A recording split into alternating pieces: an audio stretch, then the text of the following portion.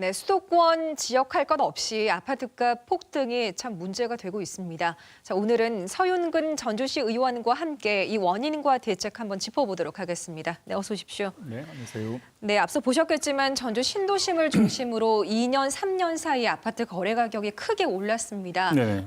이제 의심되는 것으로는 1,000건이 넘는 투기 의심 사례다. 이렇게 이야기를 하는데 어떻게 네네. 보십니까? 그러니까 현재 전주시 아파트 폭등 상황을 보면 아파트 값이 미쳤다. 이런 표현이 아주 어울릴 만큼의 상황이라고 좀 보여지고 있습니다. 그리고 실제 이렇게 아파트 폭등 세력을 봤을 때 이 주범은 과연 무엇일까 했을 때 실제 이건 투기 세력과 투기 수요들 이것들이 합산되어 가는 과정 속에서 이런 아파트 폭등 상황이 계속 유발되고 있다고 볼 수 있을 것 같습니다. 실제로 아까 말씀하셨던 경찰과 전주시가 함께 특별조사를 통해서 의심되는 물건 그러니까 불법적 투기 정황이 비춰지는 물건들에 대해서 조사를 했는데 그중에 약 25% 이상이 외지인들에 의해서 전주에서 물건을 사들인 이런 좀 정황이 드러나고 있습니다. 그런데 이러한 것들은 현재 좀 전주만이 아니고 전국적 상황이거든요. 전주, 부산, 그다음 대전, 천안 할 것 없이 그러니까 다시 말하면 서울 수도권에서 규제 정책을 피해서 소위 말하는 풍선 효과라고 하죠.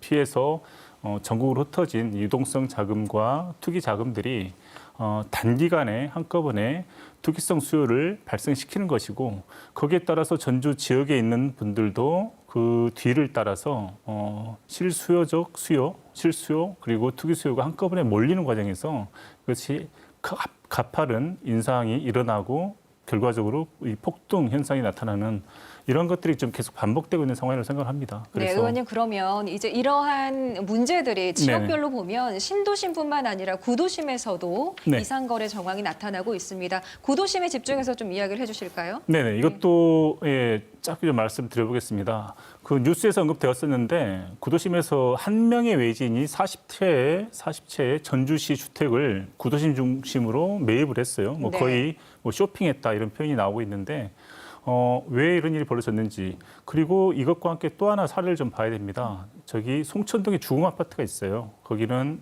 약 15년 이상 된 아파트라서 지금까지 투기 세력들의 먹잇감으로 이렇게 보여지지 않는 그런 중저가형 아파트였는데 네. 이 아파트가 갑자기 11월 들어서 거래 건수가 69건 그러니까 전보다 한 10배 이상 뛰어오르는 이런 상황이 벌어졌는데 왜 이런 현상이 벌어졌을까를 봤더니 이유가 있었습니다. 지난 7월 10일 그러니까 정부에서 새로운 부동산 정책을 내놨는데 그 내용 중에 중과세를 하겠다. 하지만 공시가 1억 미만의 아파트는 거기서 제외시키겠다는 이런 발표를 했습니다. 그러니까 공시가 1억이라고 한다면 실가 가격은 1억 3천, 4천, 5천 정도인데 여기는 부동산 투기 수요라고 보지 않겠다는 것이고 이것은 취득세도 1%에서 동결하고 그 외에 중과세에 대해서 혜택을 주겠다는 이런 방식의 발표가 있었고요. 네. 그 이후에 이제 투기 세력들에 의해서 이런 1억 미만의 아파트가 집중적으로 공작 대상이 됐다는 것이고요. 그 결과적으로 아까 말씀드린 한 명이 40채를 사들인 문제, 송천 주공 아파트가 갑자기 거래 매매가 급증했던 문제 이런 것들이 그 7월 10일 그 대책의 그 빈 틈을 노렸던 새로운 투기 세력들이 새로운 물건들을 찾아내고 매입하고 시세 차익을 노리기 위해서 움직였던 그 상황들이 고스란히 드러났던 그런 현상이라고 보시면 될 것 같습니다. 네, 그렇다면 지금의 이제 정상적인 거래는 아니잖아요. 좀 정상화되기 위해서 필요한 방안이 있다면 뭐가 있을까요? 지금까지 24번의 국가 정부의 대책이 있었습니다만 실제 우리가 다 압니다. 성공하지 못했죠. 성공했다면 이미 부동산 광풍 가라앉았어야 하는데 그러지를 못하고 있습니다. 그러다 보니까 실제 우리 대한민국을 건강하게 성장시키고 건강하게 발전시켜야 할 혁신 성장이나 소득 주도 성장 같은 것들이 이 불로소득에 아주 발목이 잡혀 있는 행복으로 좀 가고 있습니다. 사회가 좀 온통 사회 양극화와 사회 불평등으로 이 부동산에 의해서 더욱더 내몰리고 있는 형국이라는 것이죠. 그래서 이걸 해결해야 되는데 저는 단순하게 볼 수 있을 것 같습니다. 이 부동산이라고 하는 것, 주택이라고 하는 것을 다른 게 아니라 그냥 우리가 살아가는 곳이지 이 부동산을 통해서 불로소득을 가지지 못하게 하는 것, 이 부동산이 돈을 만들어내는 그런 수단으로서 기능하지 못하게 하는 것, 그걸 찾아내야 되는데 그건 또 그렇게 어렵게 복잡하게 접근할 필요는 없다고 보고요. 네. 보유세와 중과세를 소득세를 선진국 수준으로 높여내면서 그런 전면적이고 포괄적인 획기적인 대책을 빠르게 전국적으로 확산시켜 나가는 것, 그 정도가 본질적인 대책이 되겠다 이렇게 보고 있습니다. 네.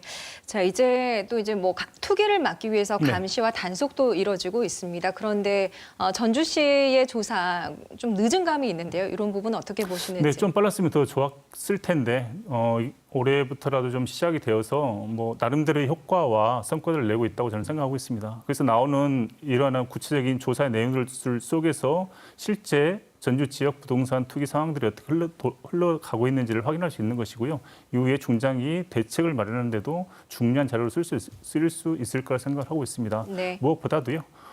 이것들이 단기간에 끝내는 대책이 아니고 이 팀이 아주 특별히 특별 기구화해서 이 상황이 종료되는 때까지 지속적으로 이런 활동들이 이어져 가는 것이 중요하겠다는 생각을 하고 있습니다. 네, 오늘 말씀 여기까지 듣겠습니다. 고맙습니다. 네, 고맙습니다.